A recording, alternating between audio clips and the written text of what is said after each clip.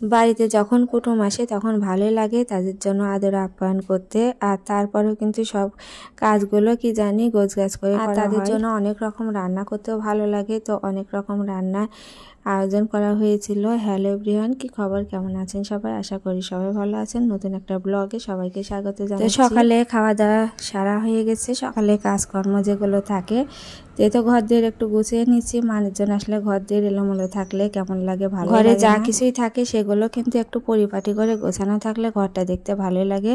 আর বিশেষ করে বিছানা, সব থেকে বিছানাটা বেশি নোংরা থাকে আর এলোমেলো থাকে। বিছানাটা ভালো করে গোছালে ঘরটা দেখতে ভালো লাগে। বিছানাটা আমি ভালো করে গুছিয়ে নিচ্ছি। আর এখনকার দিনে বিছানা গোছাতে গেলে বেশি প্যারা, শীতের দিনে বিশেষ করে লেপ তোষক অনেক কিছুই থাকে, কাঁথা কম্বল, সেগুলো ভালো করে পরিপাটি করে গোছাতে অনেকটা সময় লাগে। যা হোক আমার বিছানাটা গোছানো হয়ে গেছে আর বিছানাটা দেখতেও কিন্তু অনেকটাই সুন্দর লাগছে।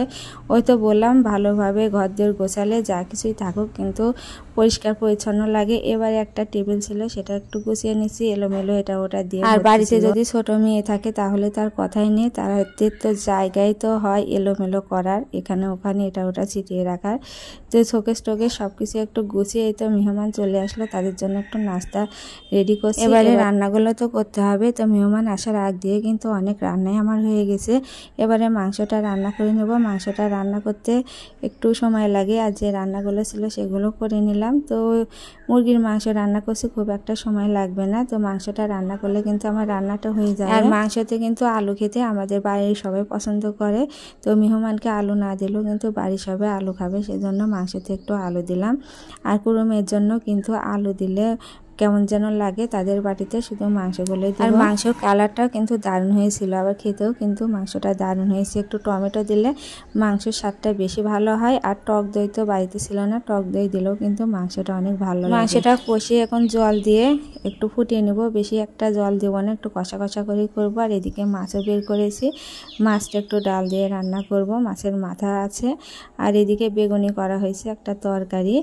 এই তো হালকা পাতলা রান্নাই করলাম। তো বিকালবেলা একটু ঘুরতে গেলাম। তো প্রায় 1-1:30 বাজতে বাজতে খাওয়া দাওয়া সেরে চলে গিয়েছে। তো বিকালে একটু হাঁটাহাঁটি করি। তো বাইরে গেলাম, এখানে গিয়ে দেখলাম কি যে এই গাছে এতটাই সুন্দর এই সবজিগুলো ফলেছে, দেখে খুবই ভালো লাগছে। মানে গাছ জমজমানি, উপরে তো ভিডিও করে দেখানো হলো না অনেকগুলো। আর এই গাছটাতে পাতার থেকে এই লাউগুলোই বেশি ধরেছে। আর এদিকে ফুলের বাগানটা অনেক সুন্দর ছিল, বাগানে অনেকগুলো মালটার গাছ ছিল। তো ভালোই লাগছিল, একটু ভিডিও করে নিলাম। তো সন্ধ্যার সময় এই তো সন্ধ্যাবাতি দিয়ে নিচ্ছি। আর আমার গোপালটাকে নিচে ছিল, আমি উপরে তুলে একটু সাজিয়ে নিলাম।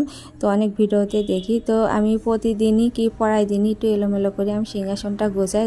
যাই হোক একবার গোপালকে আমি উপরে রাখি, একবার নিচে রাখি। তো এই ছিল আজকের ভিডিও। সবাই ভালো থাকবে, নমস্কার।